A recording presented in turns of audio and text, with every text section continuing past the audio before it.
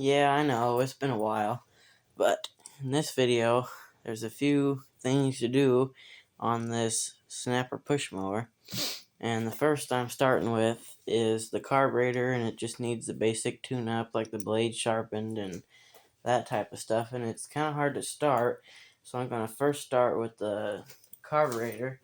And to get that off, you got to take this plastic cover off, which is 3 bolts, and I believe they're 3/8. Yeah. 5/16. Oh, never mind, they're 5/16. They look like 3/8, but I guess not. I've actually never worked on these newer brakes, overhead valve engines before.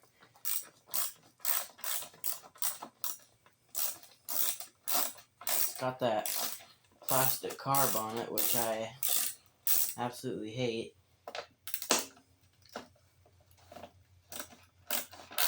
I've never worked on one, but on the plastic carburetors, but I've seen other people working on them, and they are kind of a stupid design.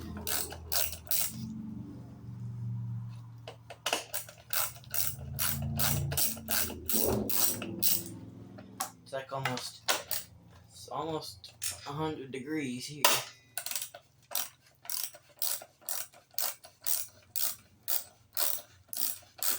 Well, after the thermometer says 90, so these bolts were very tight. I hope this one over here didn't snap off, because it kind of sounded like it did. I haven't done anything to this push mower yet, so you're seeing everything.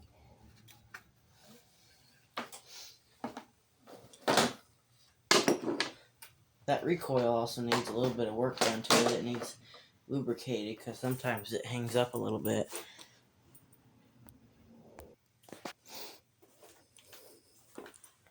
It's not terribly dirty under here. It's a little bit, but right here is the carburetor and the linkages.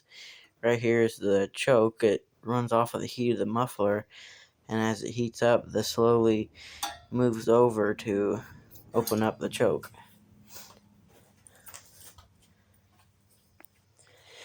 Okay, so then you gotta get this off and the air filter, and that's getting replaced. And if you can see all in here, it's really dirty, so that's gotta get cleaned out. And hang on, I'm gonna take it off the stand real quick again. Now, you see that hose right there that goes on the back of the air filter box? If you do not put that hose back on, when you put this together, it is going to breathe in dirty air and is going to wear out the engine and ruin the engine and scratch the piston walls and ruin the rings. Now, we did run this thing completely out of gas, so I don't have to worry about draining gas or anything out of it.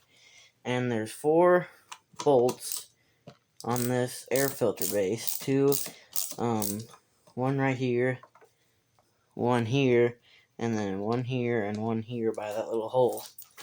I'm going to scoot you over just a little bit so you can see.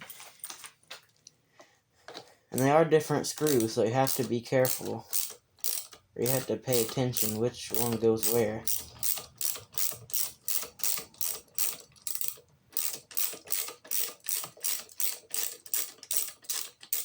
I'll show you the difference when I get them all out. I kind of got to pay attention too, because like I said, I've never worked on these engines before. I'm more familiar with the older brake flatheads, like the Quantum engines.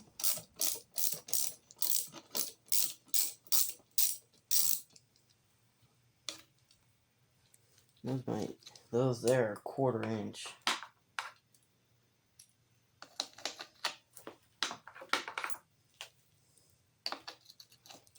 Never mind, they're 9/32. Kind of an odd size.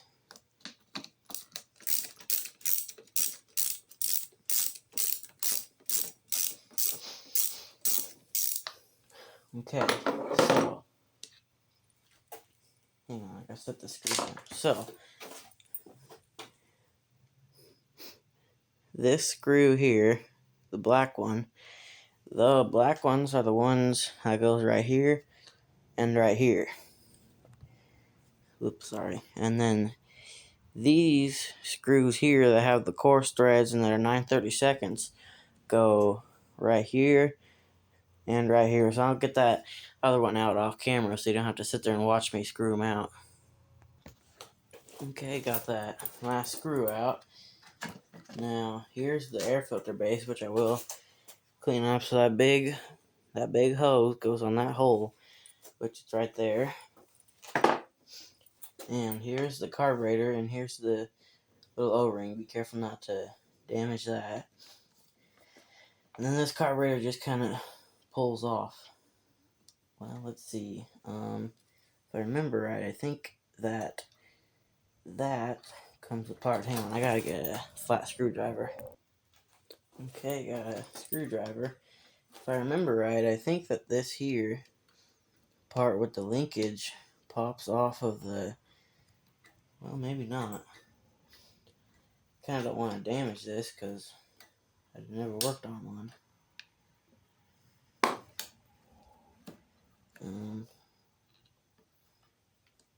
Okay, so that's not wanting to come off of there too easily, so I'm just going to leave that alone.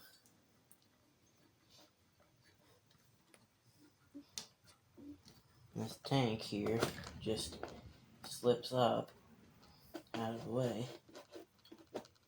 It's got a very short fuel line that you gotta work around too.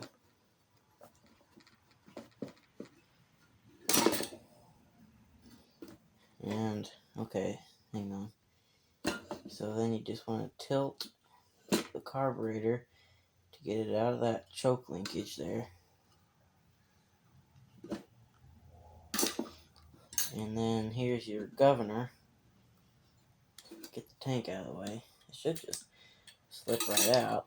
And here's the whole assembly together. Now, one thing you gotta watch out for here, try to get my hands clean, is these here are the O-rings that seal the carburetor to the intake pipe. So the white piece goes first on the intake tube, and then this goes second, the black part. Okay, so I'm gonna get you over on the toolbox and rip into this carburetor. Okay, up here at the workbench, don't mind the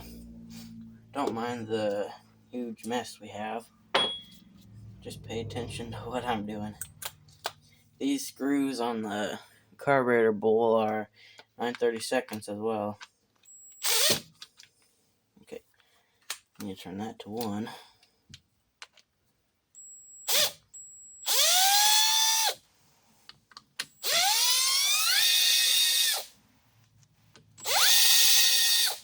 Yeah, that drill's loud. It's an old one. Couldn't find the other new one. Shouldn't be, if there's any gas in here, it'd be very little. Sorry about that, trying to reach over here and get a screwdriver to pry this bowl open with. Now, it does matter which way this bowl goes on, and if I remember right, I think it will only fit on one way, so if you put it on the wrong way, it won't screw down right. Is that all that's holding it together? Yeah, I guess it just kind of stuck from sitting for a long time, or just not ever being removed.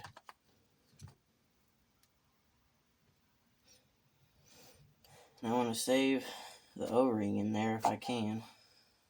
And there's a little bit of gas dripping out.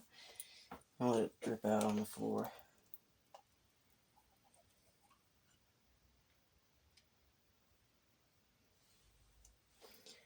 So, I mean, as you can see, it's not horribly dirty in here, but hang on, I gotta get a can of carb spray. Okay, I got some cleaner and I took the air compressor hose and blew off some of the real loose dirt on it so I don't knock it in the carburetor.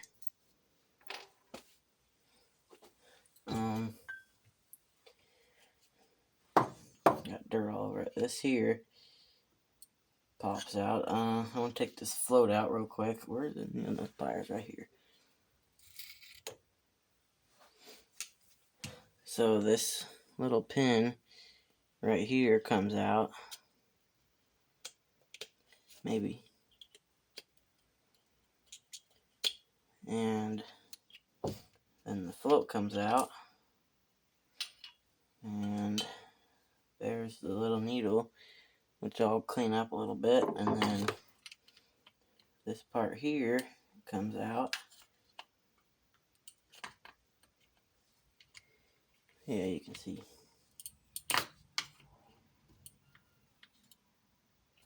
That one's kind of stuck in there. There we go, it's starting to come out. Kind of just gotta be gentle with this stuff because it's all plastic. And that comes out, and then you want to blow. You want to blow through this little brass jet here. Be sure it's clean. And take that apart. Boy, this thing is really getting really stuck together for some reason. Kind of wiggle it gently back and forth.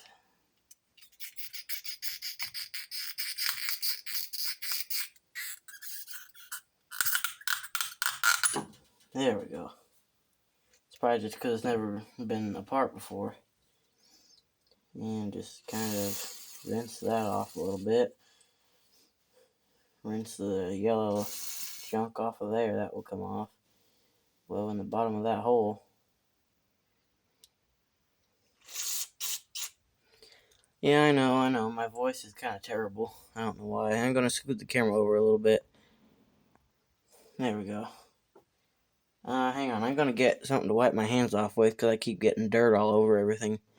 Okay, so I got my hands wiped off. I'm going to use some of these torch tip cleaners and poke them through these holes just to be sure that they're clear. You don't want to enlarge the holes, but just clean them.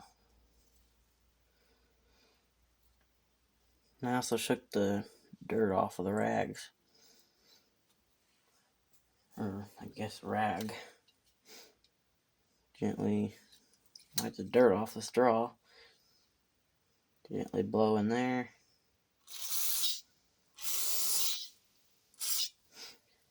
This carburetor wasn't too dirty because this thing did run pretty good, but it was just kind of hard to start, and it blew out a bunch of black smoke every time it started. And then these here slide back together. Hang on, I'm going to put a little bit of oil on them just to help it slide together a bit easier.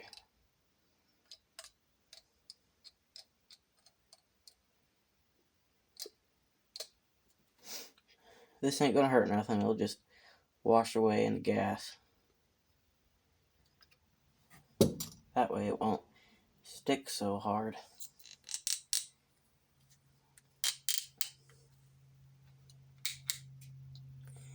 Guess that's just kind of how they do. Gotta make sure it's all the way on there. I think that's how it should be. I don't know. I mean, it seems like it is. There we go. Just had to push on it. And then I'll give it one quick good rinse off. And then here's the carburetor itself, which I'm gonna blow out in there. Hang on, I'm gonna rinse my hands off because I got this cleaner all over them. Okay, so I put on some gloves because this cleaner was finding every tiny little microscopic cut on my hand. So I'm just going to gently rinse this off before I stick it in the carburetor. Flush out in this cavity where it goes. kind of rinse the whole thing out. And this carburetor, or this part here only does go on one way. I kind of forget which way it was. I think it's like that because it fit in there easily. Yeah, that seems to be right.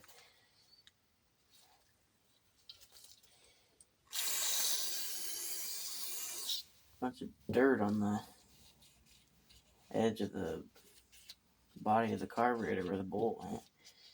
Just gonna wipe that out real quick here. Okay, so now I'm gonna hang on. Well, never mind. Here's a rag. So I'm gonna wipe off this float real good here. Get any dirt off of it.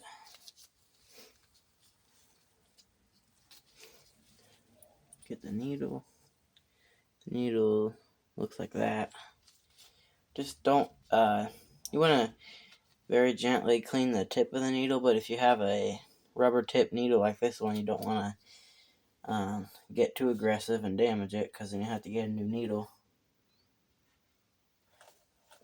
And the needle, or this float assembly, goes right there, which I'm going to blow in there because there's a brass jet down in there.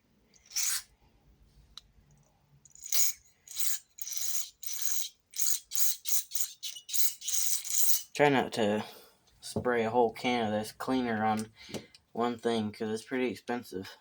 Even the stuff that's considered cheap is not very cheap anymore. It's kind of hard to grab stuff with these gloves on. That's why I never wear them. Or you grab the fingers with another finger. Stick that in there. This part was a little bit tricky to do.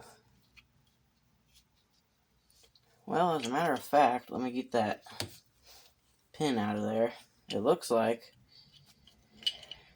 that if I take this float assembly back out here, if I stick the pin inside of the float, and I gotta get the needle to fall out. Stick the needle, or the needle goes. Hang on, I'll flip the float over here. I didn't know I wasn't in the camera. I'm still kind of bad at this. So the needle, it goes in that little groove on the bottom side of the float.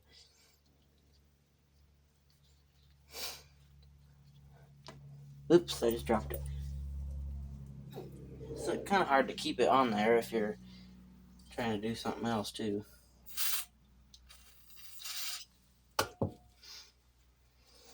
So the pin goes there. Needle goes in there, and I try to hold it kind of back like that to keep the needle on there. And take the carburetor. I didn't realize that there was a slot in the little part that the needle goes, or the pin goes in, that you can just pop it in there like that. And here's the bowl, which I'll just give it a quick spray.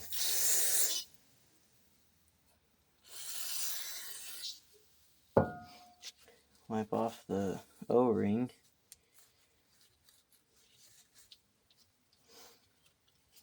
And gently spray that out, just to get as much dirt out as possible. Just making sure you can still see.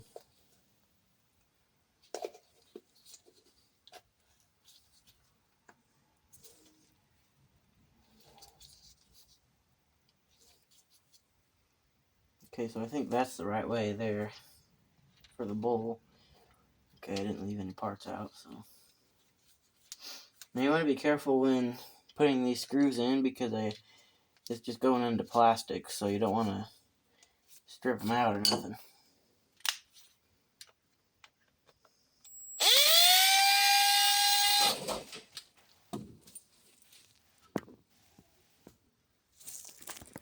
Okay, I'm back.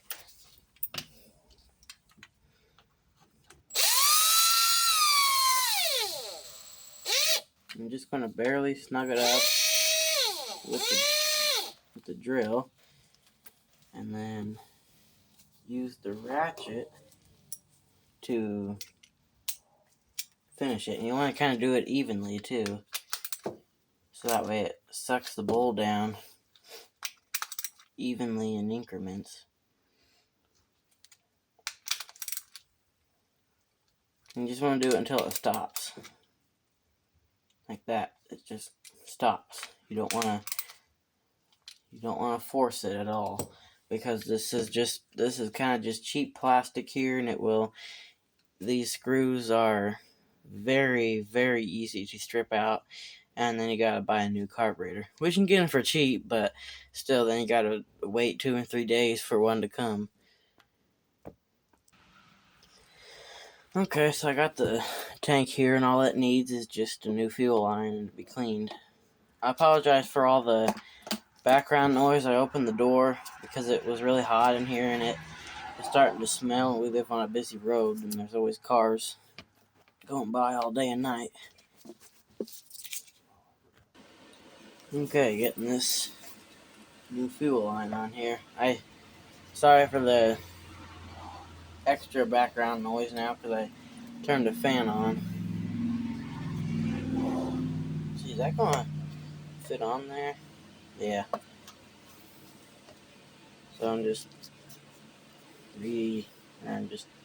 measuring the line, so I'll trim it right about there. I like it to be just the tiniest little bit longer than the original line. I usually go about a ½ inch longer, but I won't go quite as long on this one just because it's such a short distance in between the tank and the carburetor.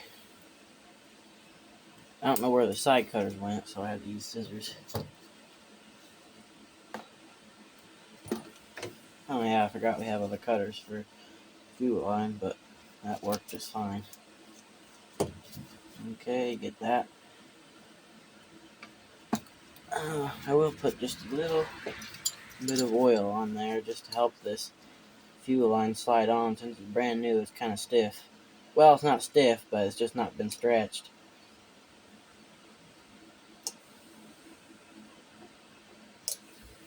Take a little bit of oil on there. Get that up before it leaks everywhere.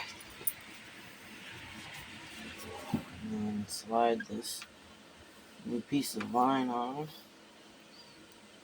There.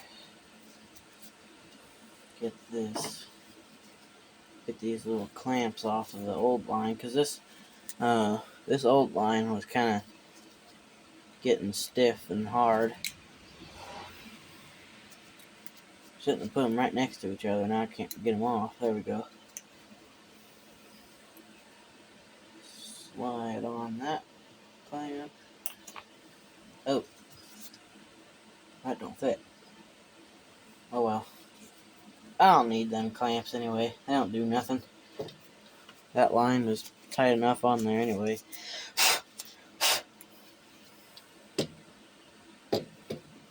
Okay, so we'll be back at the mower here in just a second.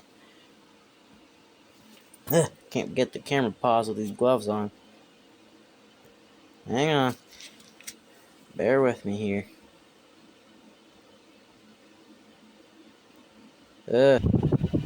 Okay, so I got everything kind of cleaned up a little bit. I cleaned this out a little bit with some soap and cleaned this pipe off and this hose or breather tube. And now the carburetor goes back on, which, where did I set it? Oh, right here. So these O-rings go in. So this black O-ring here, it goes in first, and then this little white retainer goes on next, and it just snaps in there like that. Oh, and I was actually able to get this little choke part off, and I will show you how that goes back on. And I'll be right back. I'm going to get some oil to drip on there to help this slide together easier. Okay, so I got a little bit of oil on that intake pipe, and there's the O-rings. I put a little bit in there too. And then this just slides on. Oh yeah, I got to hook up the linkages first. So for that rod there is the governor. And I think I can hook up the choke without the carburetor on now. I learned this from a different channel. Don't slide the carb completely on the intake tube there. So that way when you put the air filter base on, the base will push the carburetor back as far as it goes, and then you know exactly where it was. Again, sorry for the loud background noise, but it's just too hot to have the door closed. Now, I'm gonna snap that piece on there, and then that don't look quite right. So I gotta pop it back off real quick here.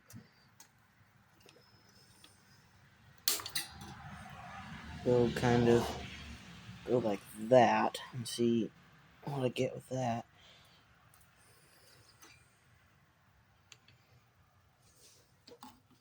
There.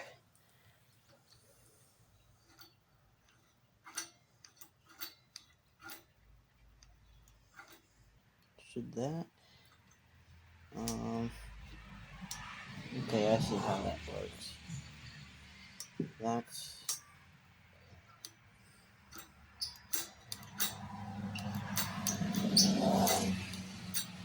okay. I'm just kind of making sure I have this right. And then all the way back, that's idle, and then that's full speed.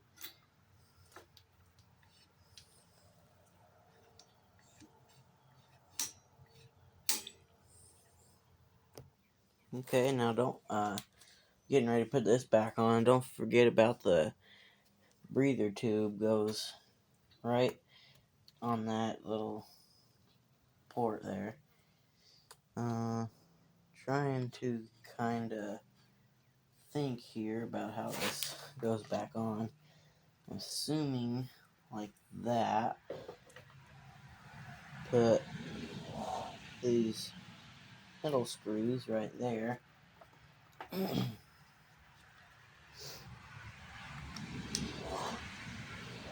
These two coarse thread screws here go into the front of the carburetor. That's why they're coarse thread screws. If you try to put coarse thread into fine thread, it'll strip everything and ruin this whole bracket, and then you gotta get a new one of those.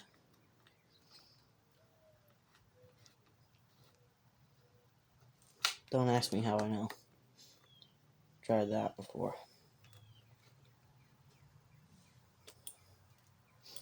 And these other ones here are 5/16. They go into this metal plate.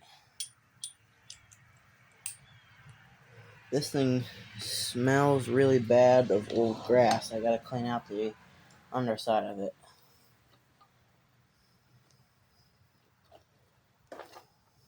I'm gonna also try and adjust the valves in this video because it's probably never been done on this thing before.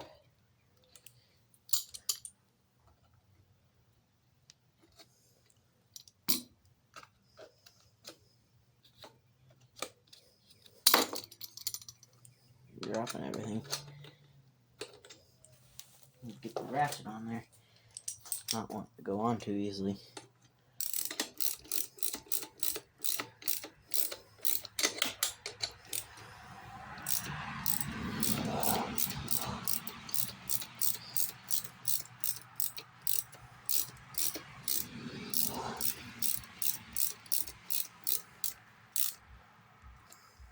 Once again, you don't need to get these like incredibly tight, just snug.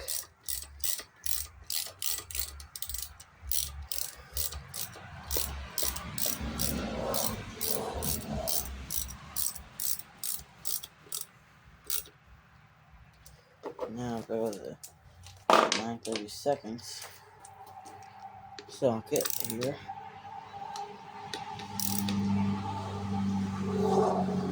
You especially don't want these two screws getting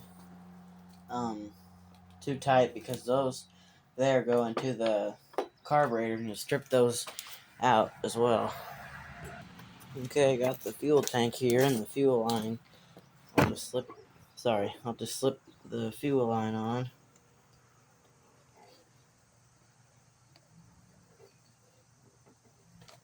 And the tank goes in like that.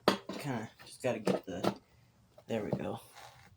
Okay, so that line there is too long, so why is there liquid in there? Hang on, y'all, I gotta cut this fuel line a little bit. Okay, got a new air filter for it that we got off Amazon. Stick that in there. And then here's the cover that I cleaned as best as I could with some Dawn soap and a chip brush and cold water. And you can see it's a lot better compared to what it was. That dirt was pretty caked in there. And then pop this cover back on here. Maybe. I don't. Let's see. There we go. Now that's on there. Oh, and if any of you could tell me what this little piece here does, I would like to know, because I was gonna cut that off of there because it seems like it was just in the way. But if it serves a purpose, then I for sure won't chop it off. And also, if it did something, this isn't our mower, so I didn't want to chop that off if it actually served a purpose. So if somebody could comment about what that does, I would appreciate it. So now I'm going to move on to the valve, so I'll get this table cleaned off and bring you back once I get to the front. Okay, so I just took out the spark plug real quick, and hang on, I gotta pick it up real quick. Okay, here's what the plug looks like, so it's not too bad. We got a new plug off of Amazon for it as well. So this here is your valve cover, right here. There's 4 screws holding it on. These are 5/16 as well. Maybe there's 3 screws holding it on.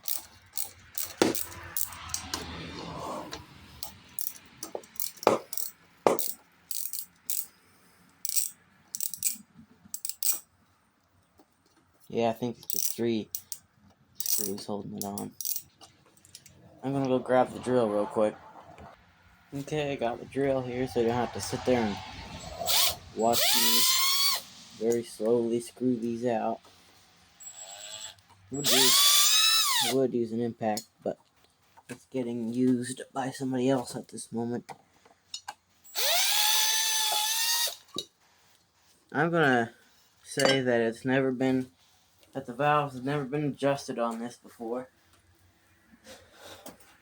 I'm gonna adjust these valves to 4/1000s, but you can set them to whatever clearance you want. Now all these screws here they appear to be the same, so you can just mix them up and don't have to worry about keeping them separate. Now you can adjust these 2 ways. One way is to have it on the piston at top dead center, with it off of the exhaust stroke, or you can do it how I'm going to do it, where one valve is open and one is closed, and you have to do the closed valve. And I'm going to set these to 4/1000, so gotta get. Oh well. I guess 5 because that's as low as our feeler gauges go. Then you're going to need feeler gauge, and it looks like this. And you just put it in there like that to check the clearance, and it's way off. Okay, I closed the door so that way there's not so much background noise. So the nut is 5/16, and then the little set screw is a T10. So you crack loose the set screw, turn it out just a little bit, and then you want to turn the nut in. You don't have to turn it very much at once because it just takes very slight adjustments.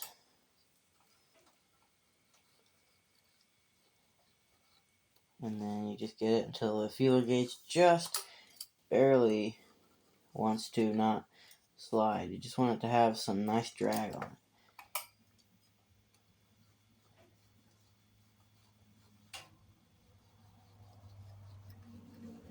That right there feels almost perfect, so I'm going to go with that.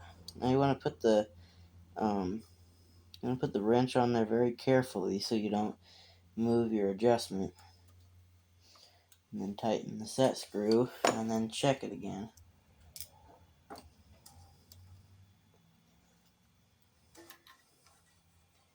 Well, I mean, that don't feel too bad. It's okay if you're setting these at 4,000s like I am. If it's slightly tight, that's fine, because if you only have a 5,000s feeler gauge like I do, it's just going to be close to 4 if you got it slightly tight. And it seems to feel pretty good. So now, move on to the next valve. I put a clamp on the bail arm so that way the brake would be on the flywheel and I could turn this over. Get it to where that valve is open. And check that it's and make sure that it's how it should be. And it's a little bit loose, so just going to get the wrench on there, get the Torx screwdriver. Oh, I gotta get a light in there because you guys can't see. Okay, I got a light in here and adjusted the camera a little bit so hopefully you can see better. So you just do the same as the top valve, crack that loose. Sometimes it sounds like they break, and well, if it does, it's too bad. But I don't think that one broke, but it sounded like it did because it was so stuck. And then you just gently, or you very slowly turn that nut in until you feel some drag on it. And that feels pretty well close. Slide the wrench on and try not to turn your adjustment nut. Oh, that's the wrong size wrench. There we go. And then before you call it done, you want to check it again, and then roll it around and check the other valve. Oops, light done flopped down. Okay, spin it back around. Check the top valve again. Still feels good, and I'll just spin it around a few times just to be sure it won't move. Okay, check this valve.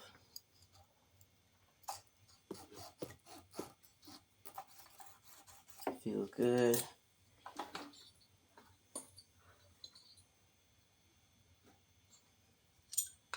Back that up a little bit because I think I've seen it starting to open. Check this valve.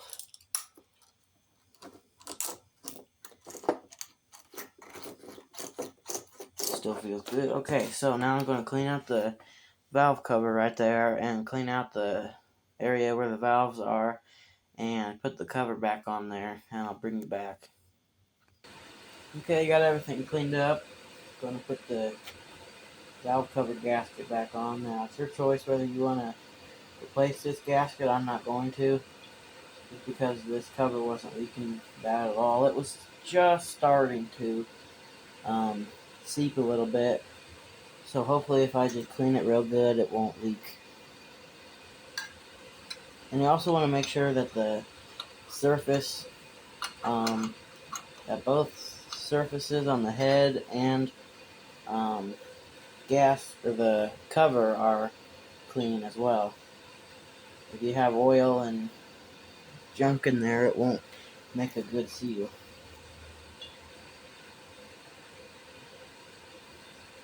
Trying to get this gasket on here right.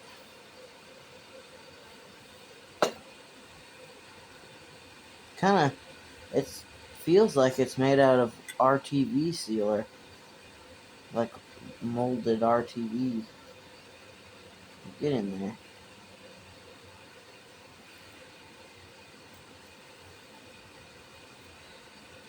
Okay, never mind. I'm gonna pause the camera while I fish that in there. Okay, so I got that gasket on there and got everything started. Once again, you don't want to over tighten these bolts, or screws, I should say, because they will also strip out quite easily. You want to tighten these evenly, so just get one like finger tight, just to where it seats the cover. Get them all like that until it's just touching the surface. Okay, and there's one down here too. It's got 3. Okay, now this one here, it's not completely tight, and then you want to come over here, get that one a little more, then come up here, get that one a little more, and go back over here, get that one a little more, come down here, get that one a little more, and then come back up here. You don't have to go in that exact pattern, just any crisscross pattern, so that way they get tightened relatively evenly. Now, so I'm going to lubricate the recoil spring off camera. I'm just going to spray some penetrating oil where the spring is and put that back on there. Get some gas in it, get it nice and hot, and change the oil, and I'll show that process too. Not it getting warm, but it running for a second. Now another thing that I wanted to touch on was tightening spark plugs. I tell you, I can't hold on to nothing tonight. So I got this spark plug off of Amazon as well with the air filter. Make sure it's still clean. So I put it back in its hole.